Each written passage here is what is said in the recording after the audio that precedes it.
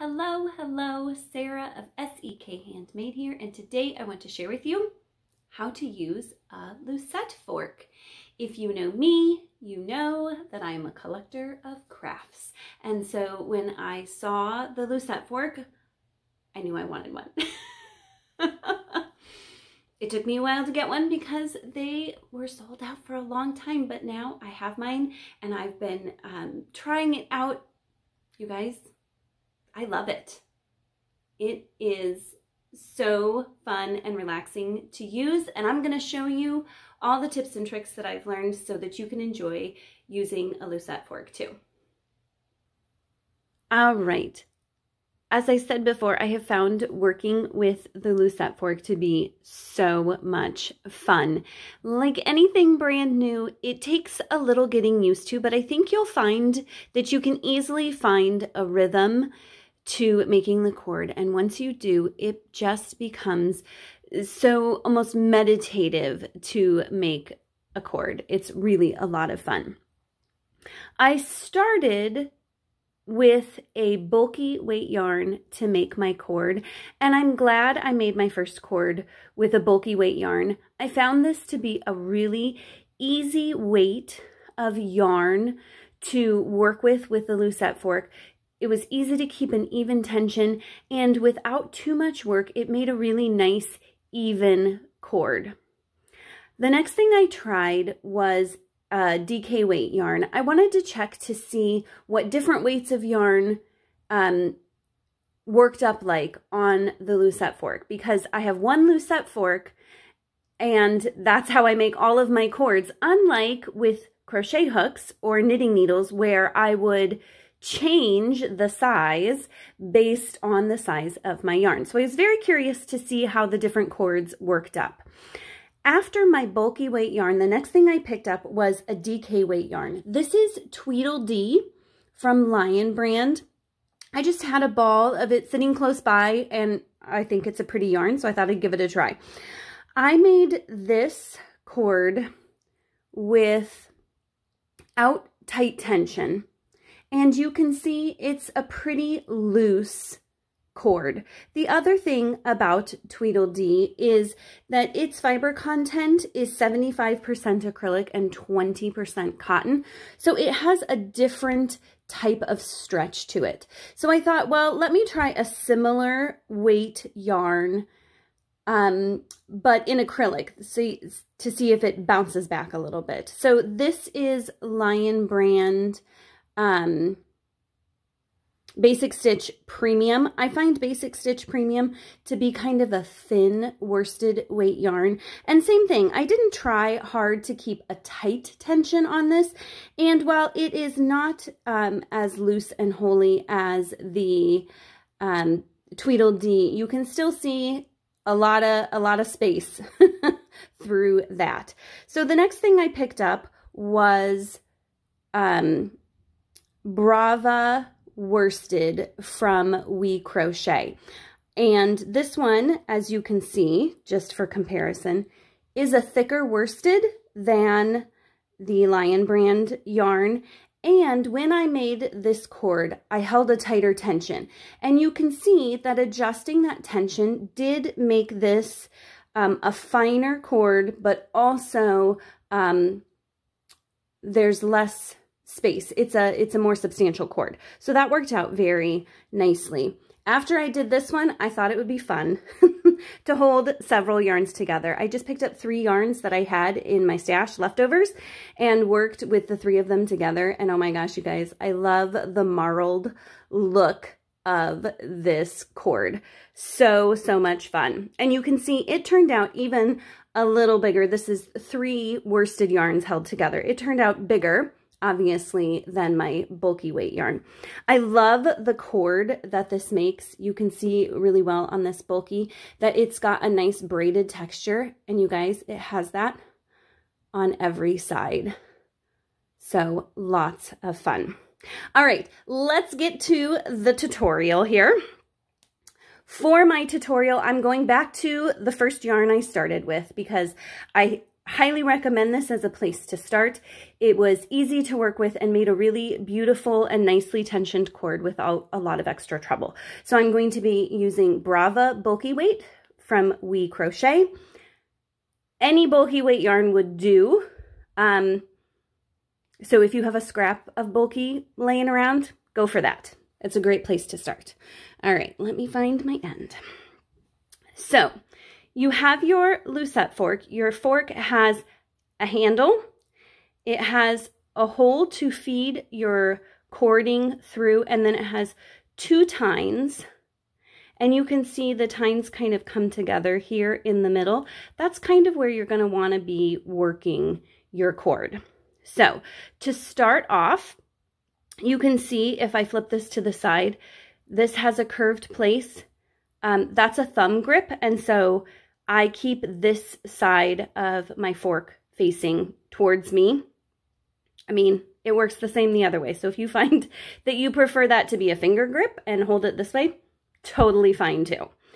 All right, so you're going to start by threading the yarn back to front through that hole in your Lucet fork. This doesn't matter. It's not really part of your cord. You'll see when I get started that it ends up being kind of a tail or an end to weave in. So not a big deal to have that long. You don't really necessarily need it to be long unless your pattern indicates it for some reason. All right, so I'm going to hold on to my tail here so that I don't pull it back through as I get started working. And I'm going to wrap the yarn around the tines of my Lucet fork. Now, you're going to be wrapping in a figure 8 motion. And I'm going to start, my cord, or my yarn, sorry, is in the back. I'm going to start by going to the right and wrapping behind and in front, going in between, and wrapping behind and in front and in between. And if I tip my fork up, you can see that gives me a figure 8. So that's one figure 8. And not a big deal if it slips down. I try to keep it kind of in the middle. It helps with tension, but again, not a big deal. So that's one figure 8. When you're starting out, you're going to do 2 figure 8. So you're just going to do the exact same thing you did before. You're going to come behind on the right, around and to the front, in between, behind the left, around and to the back. Now, once you get going, I tension my yarn exactly the way I tension my yarn when I crochet. So now that I've wrapped my yarn, I'm going to let go with my right hand. I'm going to hold on with my left hand. And I'm going to take the bottom loops and pull them up and over the top loops. It can be tempting to hold this yarn super tight, but that actually makes it more difficult to pull it over the ends of the tines. So like happy medium between super tight and super loose. Generally speaking, right? Tension is always good at kind of a happy medium. I have found that instead of pulling on the side here, if I come to the middle, you got a place right there to grip your yarn. So grip it, pull it up and over, go to the other side, pull it up and over. And then I just give a gentle pull downwards with my right hand, and then I swap hands. And I'm ready to make more figure 8s. So with holding it with my right hand and tensioning with my left hand, I'm going to do the same thing I did before. Go behind and around to the front of my right tine and to the back, and then from behind to the front and in between with my left tine, and then just lift up and over. And it might panic you a little bit to see those loops there. Don't panic. Don't panic. It's totally fine. Again, I'm going to pull down just a little bit, swap hands, and go around again. Behind, in front, between, behind, in front, between. Then you go over and pull. I'm going to do it several more times. Behind, in front, between, behind, in front, between, swap hands, go over and pull. Behind, in front, between, behind, in front, between, over, pull. And you'll see once you get some cord, it's going to start coming through that hole. If you make a really, really bulky cord, you might find that you don't want it to come through that hole, and that's fine too. Keeping my yarn, again, kind of in these indents in the tines, helps with some tensioning and helps with a nice even cord. Around, behind, between, around, behind, between, over, pull.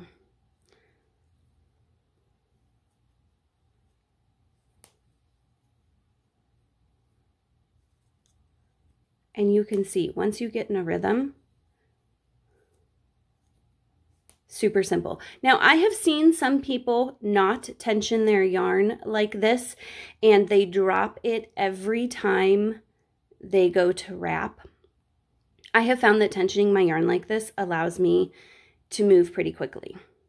So I can just wrap, pull, pull, pull, wrap, over, pull, wrap, over, pull. Of course, I can show you the about, I'm not even joking, 15 feet of cord I have made. So that takes some practice. So go slowly when you get started. Behind, in front, between, behind, in front, between, pull it over, and tighten. Now, once you've got the length of cord that you want, I'm going to show you how to take your cord off of your Lucet Fork. In theory, you could, if you wanted to use your Lucet Fork for something else but keep going on this cording, you could take this off and put some stitch markers around these to keep them from pulling out, and then put them back onto your Lucet Fork later. I'll be real honest, I tried it. It messed with my tension and I ended up with a weird spot in my cord, but I'm sure you could do it successfully with a little practice. So to finish off your cord, you're going to need scissors.